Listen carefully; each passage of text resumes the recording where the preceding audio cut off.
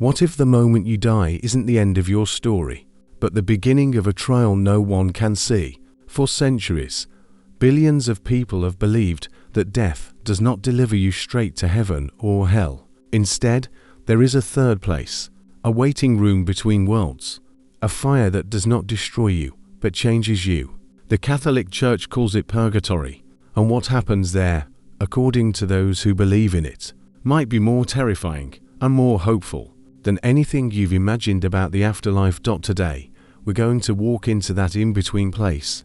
We'll trace it back through ancient scripture, medieval visions, terrifying artwork, and modern theology, because the story of purgatory is not just a religious doctrine, it's one of humanity's oldest attempts to answer a question we still can't escape.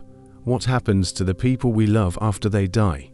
If they weren't perfect, but they weren't evil either. Let's start at the beginning, because purgatory did not appear overnight. It was built piece by piece over more than 1,000 years.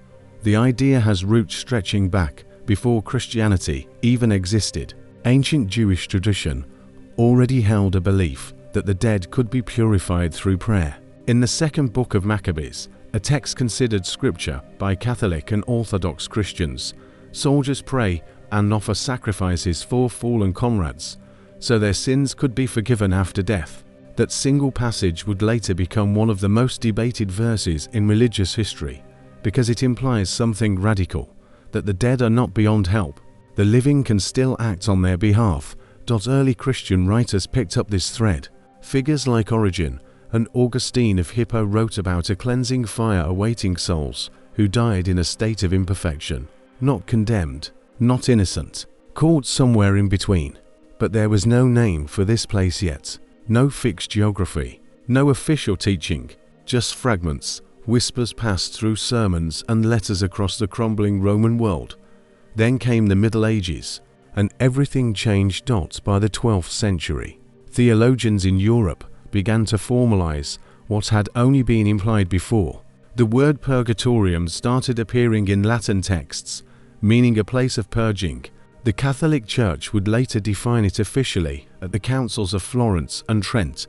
Souls who die in God's grace, but still carry the stain of minor sins, must be purified before they can enter the full presence of heaven. Picture it the way medieval people did. Not comfortable, not gentle.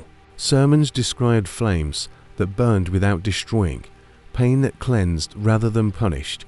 Preachers stood before terrified congregations and warned that even a single unconfessed lie could mean years, sometimes centuries, trapped in that fire. And this is where the story turns from theology into something almost cinematic.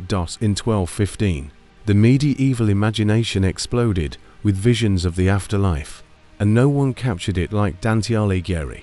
In his Divine Comedy, Dante didn't just describe purgatory, he built it as a mountain, rising out of the sea, with 7 terraces, one for each deadly sin. Souls climb it slowly, shedding pride, envy, wrath, one ring at a time, growing lighter as they get closer to paradise. It wasn't official doctrine, it was poetry, but it shaped how millions of people would picture the afterlife for the next 700 years.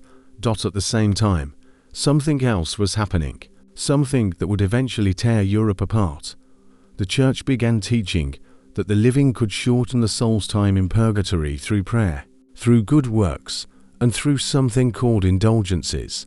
Pay a fee, say a prayer, and the loved one's suffering could be reduced. For a while, this brought comfort to grieving families, but by the 1500s, it had become something else entirely.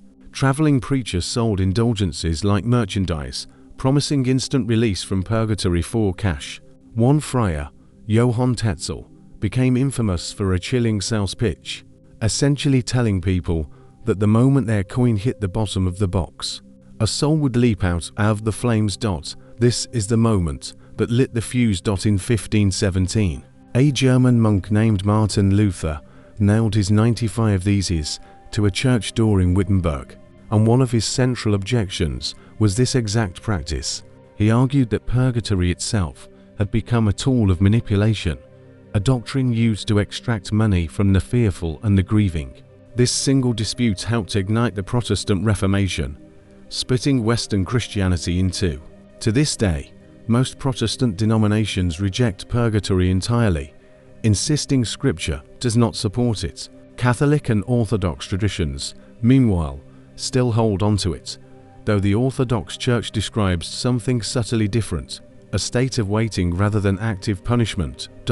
So which version is true? That's where the real mystery begins, because here's what almost nobody realizes.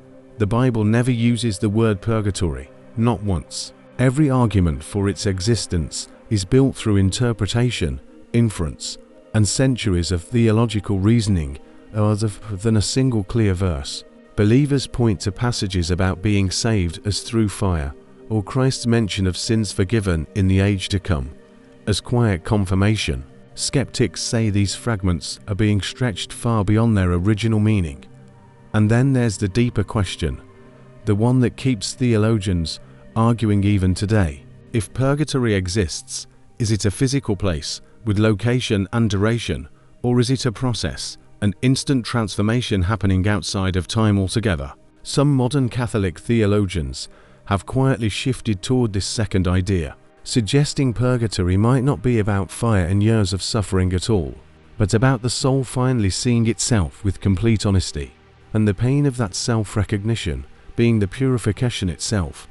That reinterpretation terrifies some believers and comforts others, because it turns purgatory from an external punishment into something far more personal, not a place you're sent, a mirror look away from. Across the centuries, art tried to capture this uncertainty. Renaissance painters filled canvases with suffering souls reaching upward through flame, angels above them holding just out of reach. Requiem masses were composed specifically to pray the dead through this passage. Even now, in Mexican, Filipino, and Italian communities, All Souls' Day rituals continue this same ancient instinct, lighting candles, saying names, praying for those who might still be waiting. So what is purgatory, really? A literal fire beneath the earth, a poetic metaphor for moral growth, a medieval invention that spiraled into corruption and helped split a continent's faith in two, or a genuine window into what happens after we take our last breath, a final mercy for souls who were good, but not yet perfect. Maybe that uncertainty is the point. Maybe purgatory endures, not because we can prove it, but because it answers something in us that refuses to stay silent, the hope that even our failures don't get the final word. And perhaps that's the real reason this story has survived 1,000 years. Not because we know what waits on the other side of death, but because we still can't stop asking,